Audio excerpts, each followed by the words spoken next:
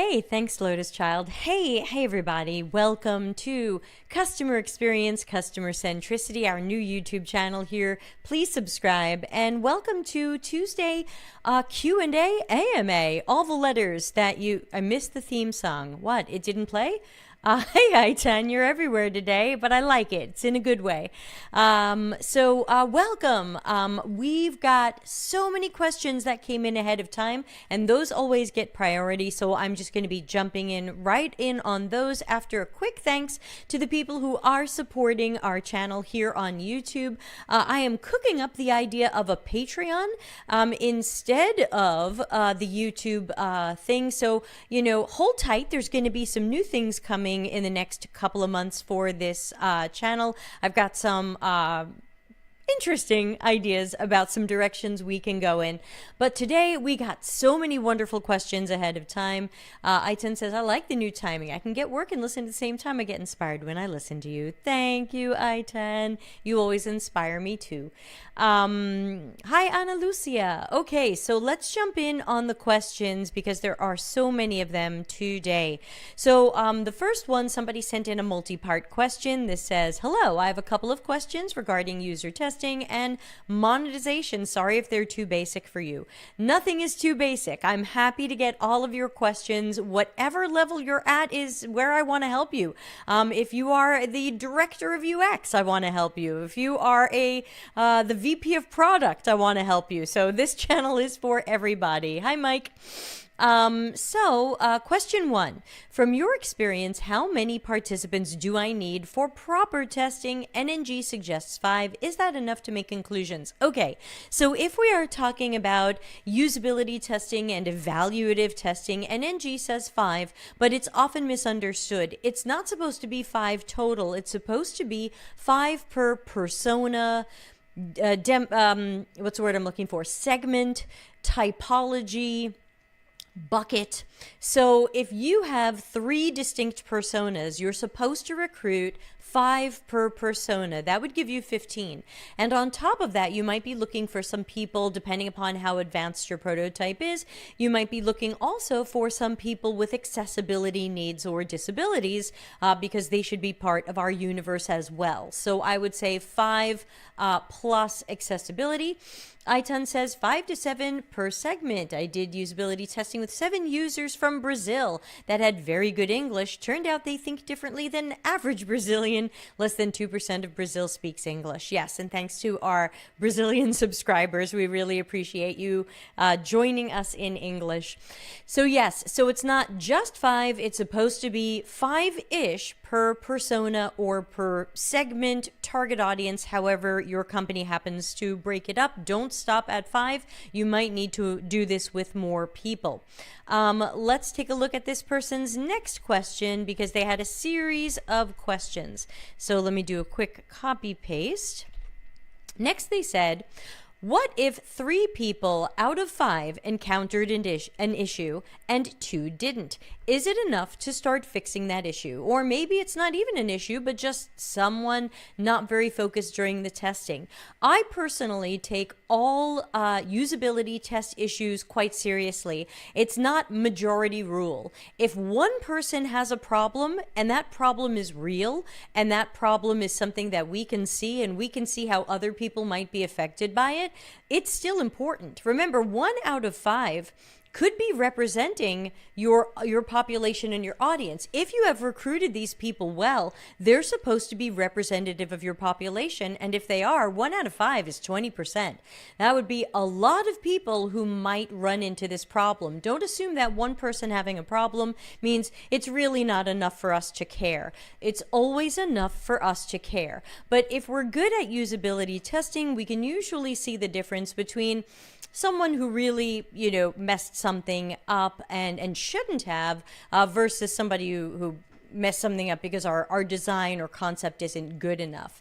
I-10 says, I like what I heard from Steph once. Usability testing is not about only finding patterns. It's also about finding hidden gems. If one person faces the issue, chances are other people also might. Exactly. So remember, we don't need people to be focused during the testing. We want them to behave normally and naturally, and maybe normally and naturally is a little lazy, a little unfocused. Maybe they have a disability. So don't assume that someone who messes something up, that we should make excuses and say, oh, well, you know, that was difficult for them, but maybe they're just weird, or maybe they weren't trying hard enough. These are crappy excuses that we use to not fix our usability problems. So don't make excuses.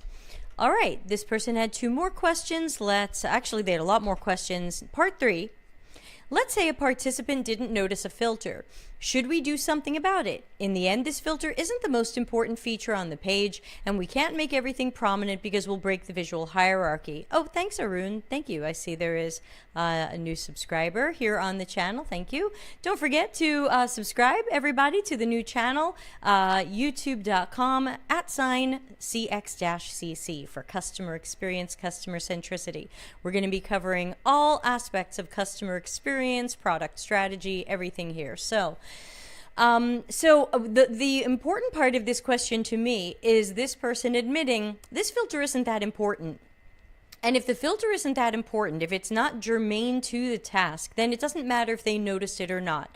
Chances are the people who need to do filtering will hopefully find the filter, and the people who don't need to do filtering might not see the filter, or might see it and just not interact with it. So you do have to pick your battles, and no, you're not going to make everything prominent. That doesn't make sense either. So again, if it's not something that is required for the task, think about the user's task. Filtering is usually optional, and it's something people do sometimes and not other times. I think about a project I had many years ago at Macy's.com where we had a statistic, a quantitative statistic that said many people who were using our mobile website weren't using our filters after they searched for the type of item they were looking for. And someone decided that meant we needed a project to make filters, you know, in their face. And I said, that doesn't make sense. Maybe they don't need the filters because they added all the search words they need to get the search results they want. Maybe they put size 8, jeans, blue, guess, bootcut. You don't need to filter. That's all the words. And they said, no, people should be filtering. And then they started designing stuff that honestly was quite poor, and I think eventually went live and got removed because it didn't match the people's task. They weren't filtering because they didn't need to. And pushing them to filtering or to filter or trying to make it more prominent did not make this a better product or experience. Okay, so a couple more questions from the same person. Part 4. Does it make sense to test for memorability? If yes, how can we do that? First, Chiwad is saying, I've read that research is not about generalization. We need a sampling strategy to determine representative samples. Yes, this is part of recruiting. When we talk about our research process, where is it? Here it is, recruiting. Recruiting somewhere on the screen, right, everybody? So the recruiting is an important part of it. Once we think about who we want to meet and how many, we have to find people who are representative of our personas, segments, population, whatever it might be. So that's a really important part of the process. Okay. In general, it is usually not a good idea to test for memorability. The problem is kind of multidimensional here. First of all, you have people who might have memory problems. They might have memory problems due to cancer, COVID, age, another disability, drug use. There's so many ways that people can have memory problems. My question is, why is it important that somebody remember something? And why doesn't the design account for whatever we're hoping they'll remember? And if they come back in a week or a month or a year, will they still remember this? Probably not. This is probably not one of the most important things in their lives, so they might not remember it. Now they have to relearn it, or hopefully it's so intuitive it doesn't feel like they're relearning it. So typically I don't test for how memorable something is, because for the period of time in which you hope they remember it, you're not going to be able to test that in one day. You would have to run someone through a task and then find them again in 2 months and see if what they remember. And then what? Then what do you do about that? Ana Lucia says, even pregnancy or recent moms. That's right. Ana Lucia is studying this stuff right now and finding that this is another audience who runs into memory and other problems. So I do not suggest testing for memorability. I suggest designing so that we don't have to rely on people's memories. And in fact, when Larry's book comes out, and we're working on it, we will also be covering a little bit the topic of why you want to use knowledge design techniques so that you're not counting on people's knowledge or memory.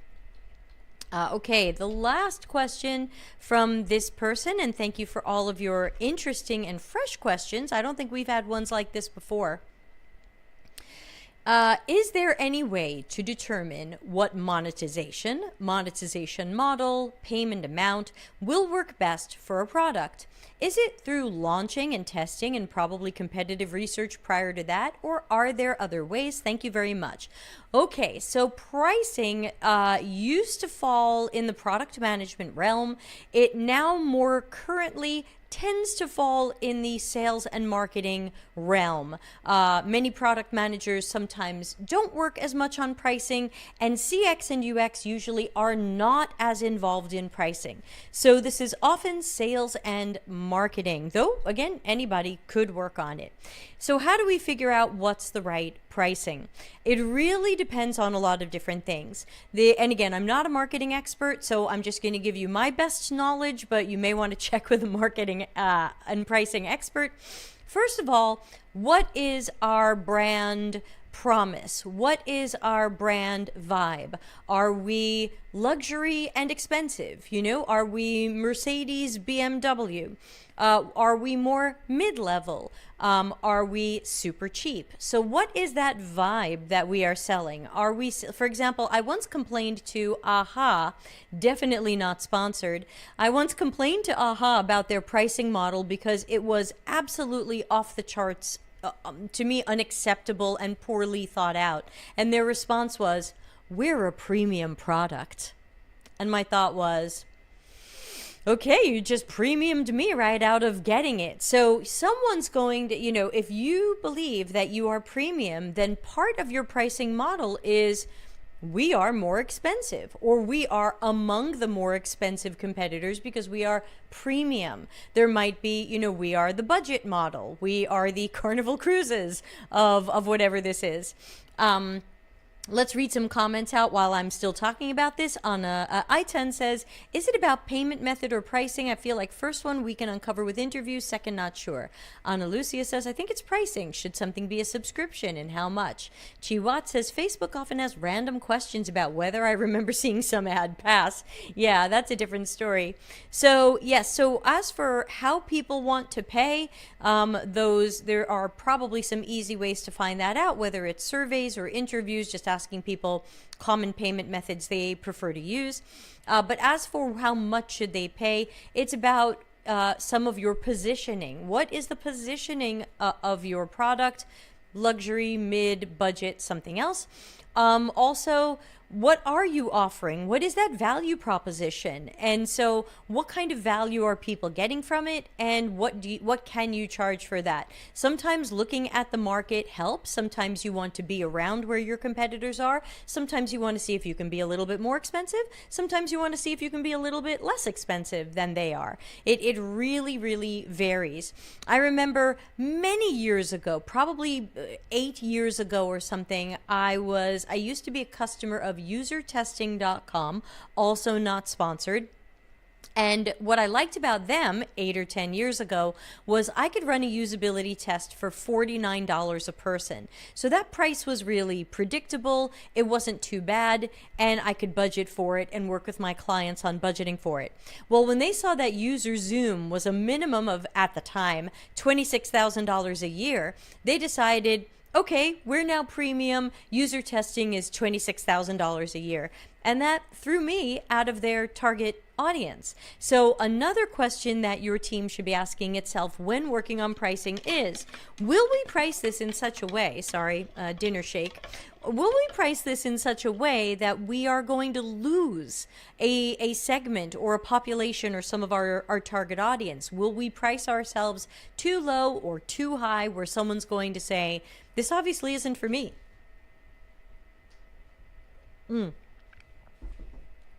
Iton says, and then user Zoom bought user testing. Yeah, some years later. Iton says, usually pricing comes from salespeople, at least for my company, and a little bit marketing branding too. Yeah, totally agree. Now, that doesn't mean product managers can't be involved, or CX or UX can't be involved, or engineers can't be involved, or data scientists or business analysts, but very often sales and marketing are at the center of what the pricing is. Now, we can also lean on customer support. Are we getting customer support tickets saying, this is ridiculously expensive, I can't afford this? You know, it depends. It depends, right? So, for example, I am a paying customer, though, hashtag not sponsored, of Alchemer, which used to be called Survey Gizmo. I hate paying for Alchemer. I believe they are badly overpriced, but I haven't found something as good as Alchemer, so I keep paying. In fact, they charged my card a few days ago, and it hurt. It hurt. It was over $1,000 American dollars for the year, and as a small agency, that hurt.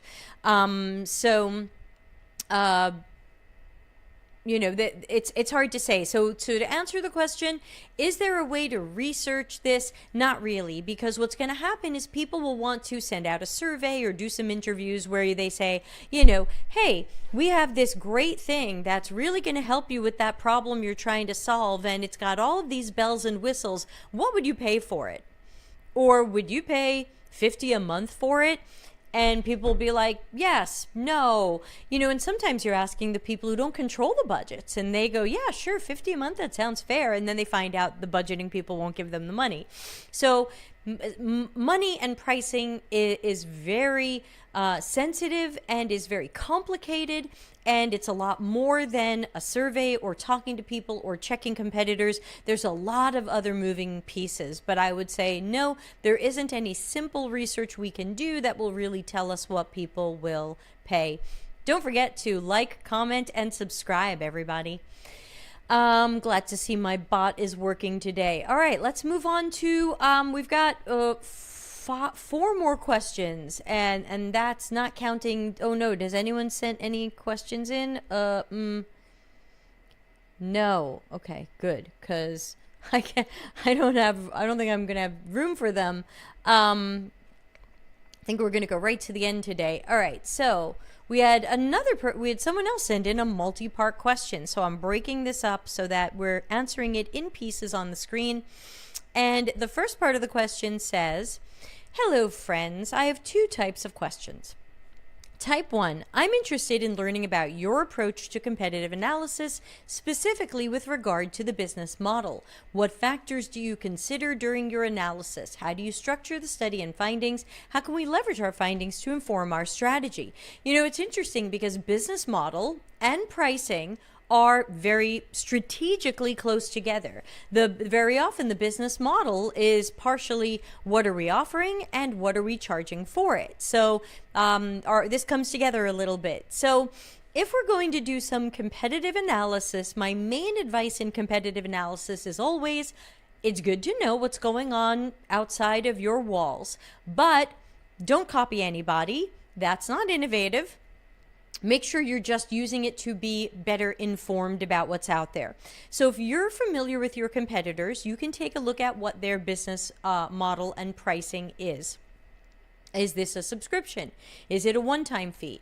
Do they offer monthly? Do they offer annual? Do they let you pause it? What is their value proposition? What are they offering for that? Do they have tiers? So yeah, you can take a look at how they are approaching that. What other fees do they have? Are there percentages that they take? Are there monthly fees that they take? These are all good questions. Anna Lucia says, pricing is a bit tricky. During interviews in one of my projects, many participants took the initiative to say they weren't willing to pay for something pricier than a Netflix subscription. Yeah. And sometimes they won't even pay for that. People say, I'd pay, $7 or $8 for it. And then they won't. So, what people say and what they do, not the same. So how would I structure a study and findings? Many people tend to do like just a chart or a table of here's our competitors, here's the criteria that we were checking for, and then in each box here's kind of what we found, like a comparison chart. Let's add Sanchez's question about Porter's 5 forces. And let's get that on the end. Wow, it's like my MBA coming back to haunt me. Ooh. Okay, so anyway, let's get back to this. So I don't do a lot of competitive analysis. I tend to focus more on what I'm doing than what the other guy is doing. But let's see what else. How can we leverage our findings to inform our strategy? Again, your strategy should be best informed by your users and customers and your target audiences. It shouldn't necessarily be informed by what the other people are doing, other than you want to come in close to your competitors. If you're, like the user testing story, if your competitor is charging $26,000 a year and you're charging $49 a year, that might be a great win for you, or you might feel like we're leaving something on the table. So I can't tell you. Yeah, so I would have to say I tend to come up with business model suggestions based on who the company is and where they're trying to go, their mission, their vision, their products and services and where those can go, rather than what's the other guy doing. That's a little bit more of my style. Maybe a professional business strategist would say something different. Let's go to the second half of this question, which I have to copy paste in. Type 2 of questions. When it comes to competitor analysis or market monitoring, is there a way to anticipate how the market or competition will react to your new project or product release? Additionally, how can we understand the why behind competitors' moves instead of, oh, look what happened? I find it very interesting to think about it like chess, but I have limited knowledge. It definitely is chess, and there usually is a lot that we don't know about what the competitor is doing. I'll give you an example. When I used to work at Macy's, one of the things we did was every quarter, that's quarter, every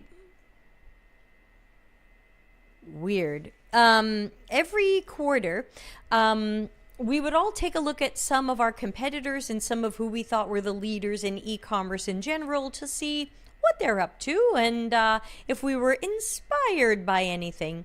And I used to check the Android apps because I was the only person with an Android phone. Still am. And so I remember one time I was going through the apps and I found this new thing. And because remember, every quarter I was looking at the same people in Android and I said, hey, look at this company is now doing this thing. Now, of course, we don't know. We don't know why.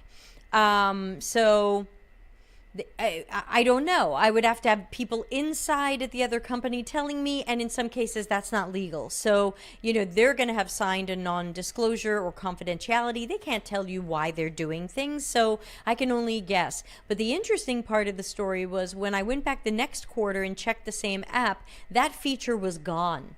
And I said, oh, I just saw an experiment, and I saw an experiment that failed. We might have thought this was interesting, but it looks like it failed for this company. What does that mean to us? Who knows? It could still be something we want to try, or it could be something we want to avoid because it appears to have failed for this other company. So we usually don't know what other companies are doing, why, what happened, and if we do know, somebody's probably breached a confidentiality agreement and could be in legal trouble. So don't expect to know. As for how will the market or competition react to your new product release, really depends. If you continue to suck, they will probably applaud your sucking. And if you keep releasing garbage that you have to fix later, I'm sure they'll be thrilled. If you release something really amazing and they're checking you the way Macy's was checking others, at least back when I worked there, you can probably expect to be somewhat ripped off, possibly. So, how will they react? They might rip you off. They might ignore it. They might try to do something different. But if they're smart, they won't do anything just because you did it. If they're smart, they will still go through the correct discovery process, the correct research process to see, does this make sense for our target audience? Would something like this feature make sense for our peeps? And how should that look? What problems are we solving?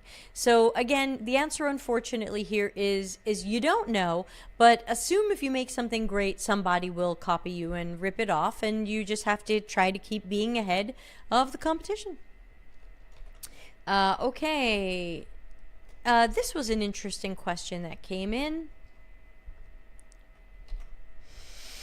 And this says, any tips how I can take transferable skills that I gained from UX in order to learn and explore other career paths? I've been struggling to get my first UX job at that junior level. A mistake I made after I left undergrad was focusing on UX only and not looking elsewhere. I don't think that's a mistake. If you graduate in some sort of UX or human factors or HCI program, you're going to focus on UX. I don't want you to kick yourself now that you didn't mind read into the future and imagine that maybe there were other things you could do.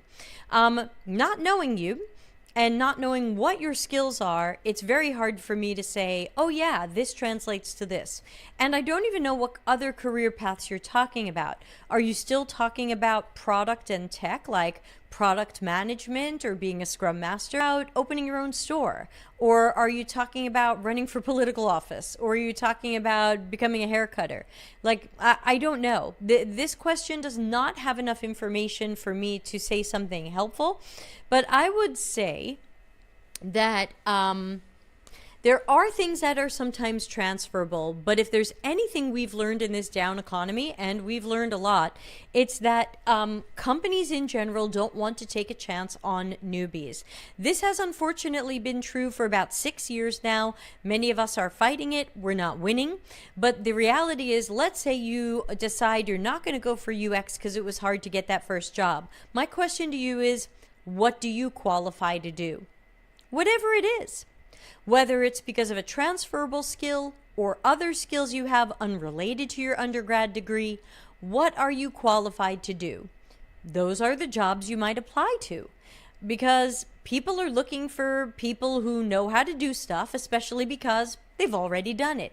So I think that is, I know it's a bit of a weird answer and it was a little all over the place, but I don't have enough information from the question, and I think that's the best I've got. Sorry.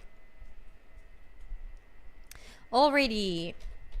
Next question that came in anonymously. Here we go. Good morning, Debbie. I've used the quadrant exercise, and we're going to be doing a fresh show on that here on the new channel. So, check deltacx.com/links for the event calendar and see when it's coming. I've been doing the quadrant exercise with the teams I work with, but for the most recent session, the contributions were all technically oriented and therefore of limited relevance for risk mitigation or research. Don't be too sure. Sometimes technical sessions do need to talk about risk mitigation, but again, maybe it just felt unrelated to you. What can I add to my instructions or the questions I ask of the group to shift the perspective to be more user-centric? Obviously, there's a great need for educating the teams toward customer centricity, but that would be like pushing water uphill. Thanks for sharing the quad with everyone. It's great for getting my coworkers thinking. Cool. I'm glad it is working. Yeah, I mean, it depends what the meeting is about. If the meeting really is about technical stuff, then you can certainly talk about risk management. You can see if the quadrant exercise makes sense. You can see if there's something about the technical issues we're facing or that we're talking about that warrant the quadrant exercise, or if there's some way that these technical issues or changes touch the customer. Will something happen to the customer? I can't tell you. Raise your emojis. How many of you have seen a company redesign a website and they erase your account? Yeah, I know my mouse is over my face. It's because of how I've brought my camera in. Sorry. Well, it keeps everyone paying attention. So sorry about that. I'll try to keep the mouse off to the side. So emojis up. Oh, sorry, I'm getting a little stream blipping. That's even on our new strong internet connection. Shame, shame. I'm getting a little blippy download there. Are people still seeing this? Okay, should be better now. Had a few seconds blipping there. Let me write down what time that was and check the stuff later. Alrighty. So, emojis up. What was the question? Oh yeah, how often have you been shopping with a company that you shopped with before and they've redesigned their website, but they completely erased your account? They erased your account, they erased your account history, they erased your purchase history, they erased your favorites or your wish list. That was probably a technical change. There was a database change or a shopping platform change, and someone decided we don't need to move this data earlier. Thank you. Yes, it was glitchy earlier. It cut a bit times. No, it was me. I get a blinking, my system sends me a flashing yellow light when my stream is blippy, so I saw it was me. So I think we have to remember that sometimes technical things and changes do touch the customer. So we do need to make sure that we are having those conversations. Is there something we're planning to do with our technology or our code or our integrations or our third-party systems that is going to affect the customer or user experience? Let's make sure we're talking about that and asking ourselves questions about what that might be so that people aren't surprised later about, oh, sure, the website is new and it's pretty, but oh my God, where's all my orders? Where's all my saved information? Where's my order history? Where's my invoices? So that would be my advice there. I hope that helps. Yeah, see, I'm getting an email right now. We've set up a new account for you on website where I recently set up an account. Thanks. So, okay. We've got, and then we have the question that came in from Sancha. I hope I'm pronouncing your name okay. Please remind me. Okay, what are your thoughts on Porter's 5 forces? And for that, I am going to copy and paste what Ana Lucia said. I was checking my notes about competitive analysis. A thorough process can include VRIO, Porter's 5 forces, PESTLE, competitive matrix, Porter's value chain, internal and external analysis. Yeah, MBA stuff. So Porter's 5 forces, which of course is endlessly Googleable. The 5 forces are, I'm looking at this online, I don't have this memorized, competition in the industry, potential of new entrants into the industry, power of suppliers, power of customers, and threat of substitute products. So this is usually something you learn in business courses, or I had it in my MBA. So obviously competition in the industry, we know what that is. Potential of new entrants in the industry usually has to do with when we say things like barrier to entry. For example, how hard is it to become a YouTuber? Not hard at all. You need an internet connection and a camera. That means there's potentially endless competition for YouTubers. Anybody can come in. There could be new entrants into the industry. It's not hard. How hard is it to become a car company? Much harder. You have to know a lot more about very technical things. You have to have a factory. You have to have a much larger staff. High barrier to entry. fewer businesses or new startups becoming car companies. So that's force number 2. Force number 3, power of suppliers. From what I remember from my MBA, this usually has to do with where are we getting our stuff from. Say we do want to start a car company, we're going to need metal, we're going to need plastic, we're going to need fiberglass, we're going to need airbags, we're going to need wheels. Who are the suppliers for these things? We're probably not making all of them ourselves. Who are these suppliers? How much market share do they control? What are they doing with their pricing? Who else do they sell to? So how much of a supplier's market is this? How much might we be manipulated by the power of a supplier versus a situation in which you can get endless stuff from endless people at very good prices, and the suppliers are not as quote-unquote powerful. The next of the 5 forces, as I'm looking here, is power of customers. That one I don't remember as much, but I think it has to do with kind of where do customers choose to spend their money. They can change the shape of a market by moving to a particular company or moving away from a particular company. That then might shift pricing and might shift what companies decide to offer. So it is kind of the power of the customer to shape what's going on in the market because of their decisions and where they choose to put their money. Next, and then we'll talk about what I think of these.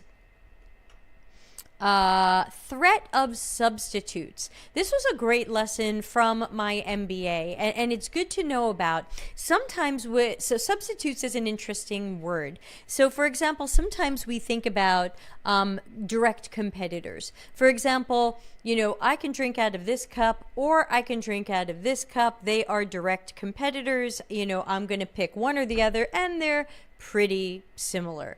Trying to think of other things I have on my desk where there might be some sort of competition. I have 2 different hand creams on my desk. I could pick this one, not sponsored, or the other one. These products are kind of similar, which means these are all substitutes. But another dimension to substitutes are not just the things we think of as direct competitors, but it's truly the things people might do instead. For example, instead of using Monday.com or Airtable, someone might glue together a Google form to a Google sheet to some graphs and charts that they made in Excel. Now, technically, you might say, but they really need our Airtable or Monday.com. We have so many great features. And we say, yeah, but a substitute is gluing together the things that they have now. Even though to us that seems maybe inefficient or not a good choice, it is a substitute. So we must remember that the things that we compete against are not just the obvious and direct competitors, but the substitutes, anything that could be in place of this thing. So for example, if we don't go on a camper vacation, the substitute for that is not some other camper vacation. The substitute could be a cruise or a hotel trip or Disneyland. It doesn't have to be a direct competitor. So I do think it's important for us to consider substitutes when we're in a place, in a business where we are trying to understand the broader landscape of competition. Sancha, how was that? You still here? What do you think? Did I cover that? Did I miss something? Do you have a follow-up question? Follow-up questions are welcome. Let me know. So let's see. And erase this. And yes, I think I'm caught up on questions. Whew. So let me know if you have other questions. We do still have a few more minutes, as it says somewhere over here. You can send your questions in the chat room, or you can send them anonymously through deltacx.com/links. That works 24 hours a day. You can send in your stuff. Yeah, otherwise, if we don't get questions in a few minutes, we'll just wind down the show. Please note there aren't any other YouTube broadcasts this week. We'll be picking up again next week. You can always check on deltacx.com/links the event calendar, the Google Calendar with all of our stuff in there.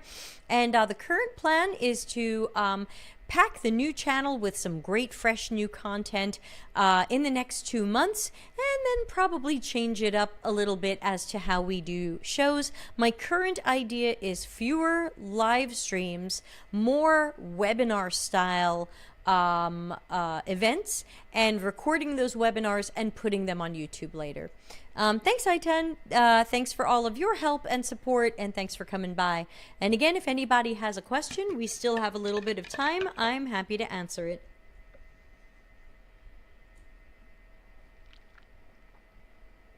Otherwise, it's dinner shake time.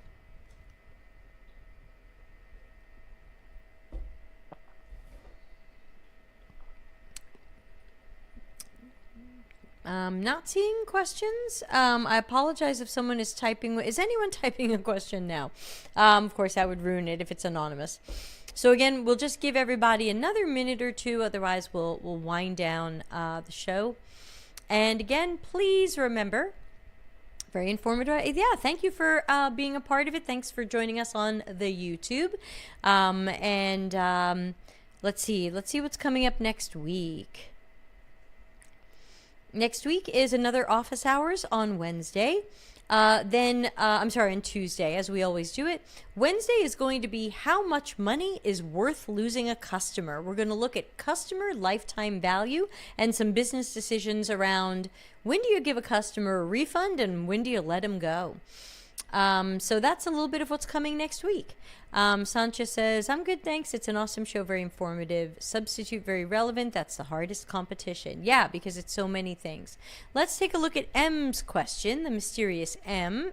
And this says, what are your thoughts on the ways that the role of a product designer overlaps with user researchers, product managers, etc., and in what ways? Okay, let's put that up on the screen.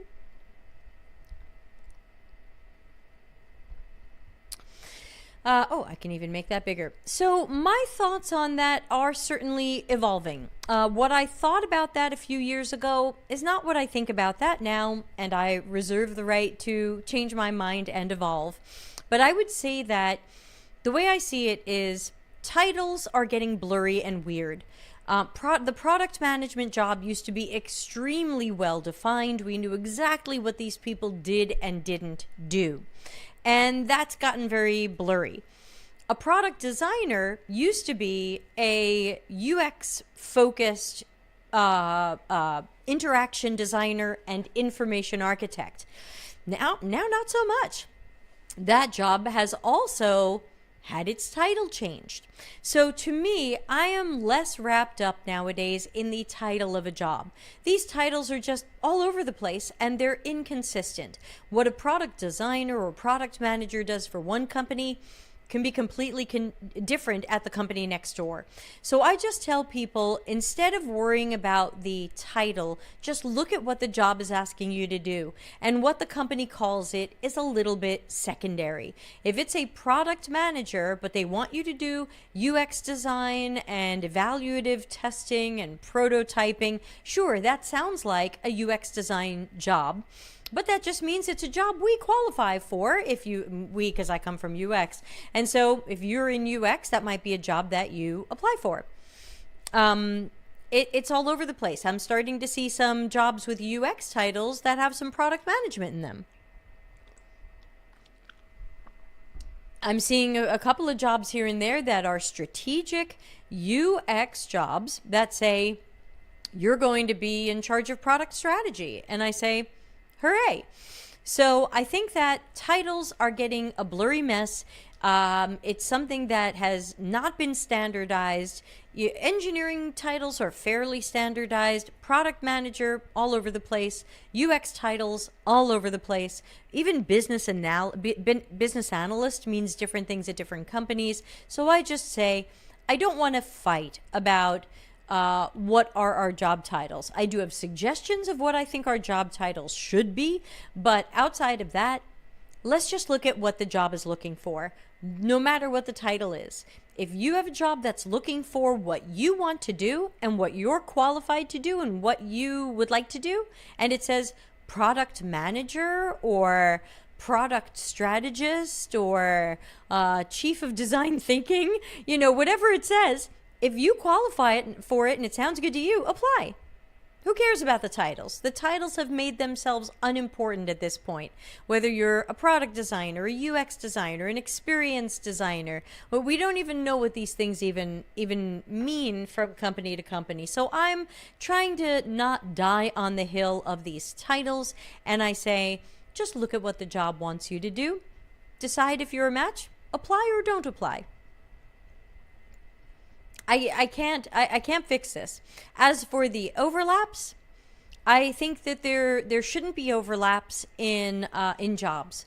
I think that when we work at a company, we need to clearly define what people do. The more there are overlaps, the more there will be conflict and negative culture. So if you're having a product manager do the same work as a product designer, that is a recipe for one or both of those people to feel negatively, to feel left out, misunderstood, not appreciated, not utilized correctly. So no matter what you're calling these things, I recommend very strongly against overlaps. Whatever your titles are, whatever your roles are, whatever you're calling them, give everybody a clear swim lane. Product designers do this, product managers do this, product owners, if you have them, do this, researchers do this. There are always opportunities for us to collaborate and get together and make certain decisions together, but I think when it comes to the actual day-to-day tasks and work, we shouldn't have an overlap because that's going to end up messy for everybody. Ana Lucia says, that does make our job search a lot more difficult. I wonder how we can even make a job search more efficient if we can't use titles. I find that even when I use a title, I get all kinds of wacky crap. Because if I go to LinkedIn and I put in, lead UX researcher, I'm going to get all kinds of jobs that happen to mention UX research. So I would say if you're searching something like LinkedIn, I think they're already going off some of the description keywords more than they're going off the title, because I get all kinds of things that don't have a researcher title necessarily, but have research in the job description. Karen says, should we change the titles on our resume? I usually don't go back and revise history. Whatever title the job gave me is the title I will stick with because I don't want to lie or make something up. If somebody ever checked and said, hey, you worked with Karen and he said he was the lead product manager, and you'd be like, that's weird. He was the UX designer. Why would he say that? So I think it's important for honesty to use the titles that were given, but in your resume, CV, LinkedIn, you can always qualify it. You can always say, senior UX designer. This was a UX designer job, but it included certain product management duties, including. M says, thanks. Clear defining lines for jobs is a great point. Yeah, I think there shouldn't be overlap. I mean, if we overlap with engineers, it's going to be messy. Every overlap is a conflict already happening.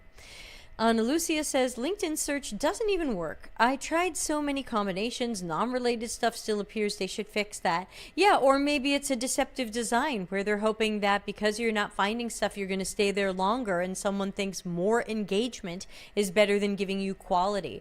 But you can always go to a competitor like Indeed and search there. I haven't used Indeed, but I know that they are a competitor. Let's see, what else? Okay, here we go with a question from Mike. And we've got a little bit more time, so I think this will be our last question. We've got 7 minutes on the clock. Okay, Mike says, are there any cons to working for a UX UI firm with multiple clients? I feel firms can give a bit of job security since they deal with many clients. Okay, these are two questions. Let's deal with the easier one first. Is this more secure or more stable? Not necessarily.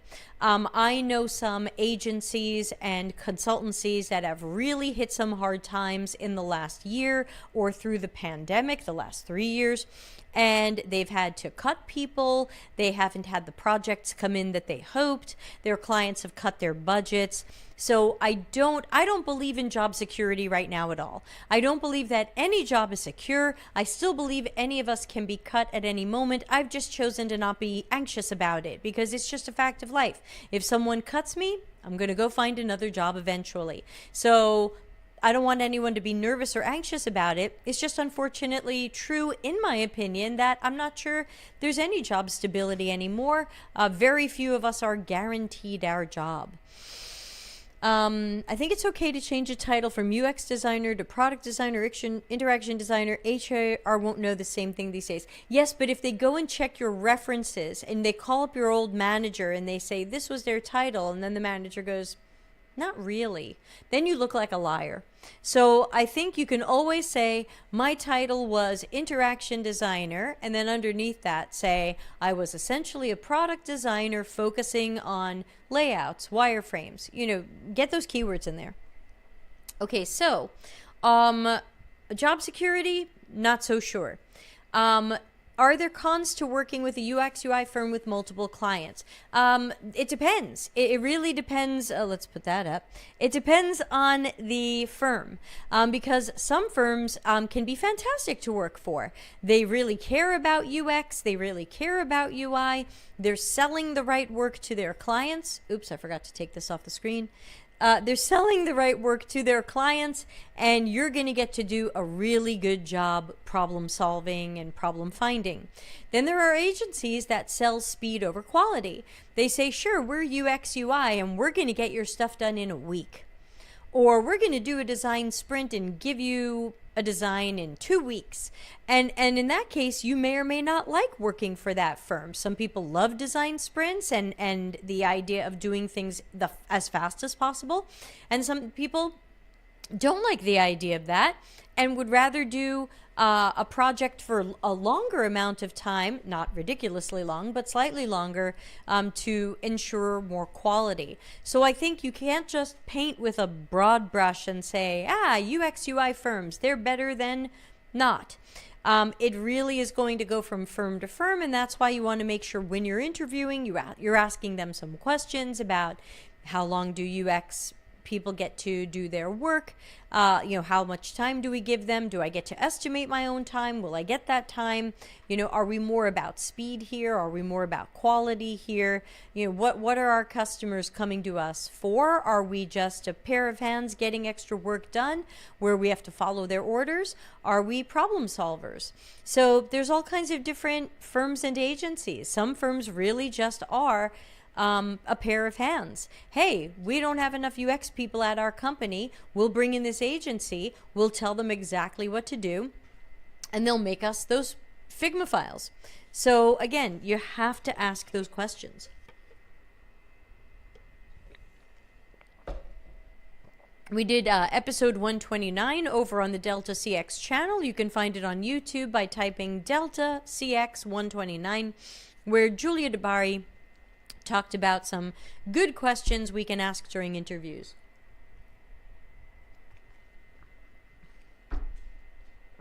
Ana Lucia says, there are a couple of companies here in Portugal that enjoy making up titles. For example, a UX designer would be a UX alchemist. Personally, I think I would change that title. Look, if alchemy is a cute word, if someone wants to call me a UX alchemist, that's fine. But on my resume or CV or portfolio or LinkedIn, underneath it, I'm going to say, despite my interesting title, my job duties were research, design, testing, information architecture, whatever it was. I'm going to need to explain that title, and so I'm not just going to leave it. I'll probably explain it. Okay, we're nearly running out of time.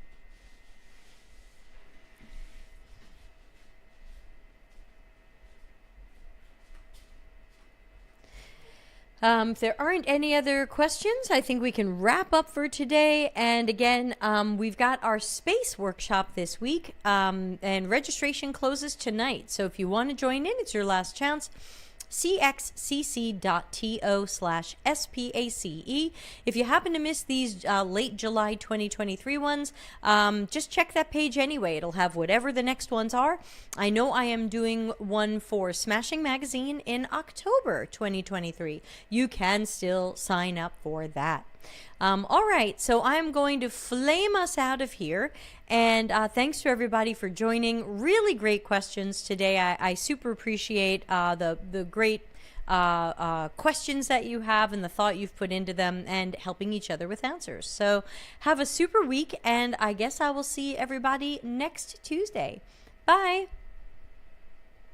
Oh, wrong button.